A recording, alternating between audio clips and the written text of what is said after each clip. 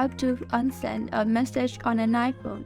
Before heading into the video, you want to make sure you are in the latest version of iOS settings, or at least have iOS 16 in your iPhone for this feature to work.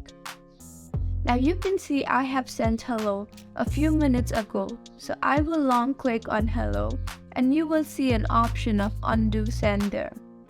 Click on that and you can see I have unsent the message. However, it leaves the you unsend a message that is visible on both the sides. Also, let us not forget that the undo option only works for 15 minutes. After 15 minutes, you won't be able to unsend the message.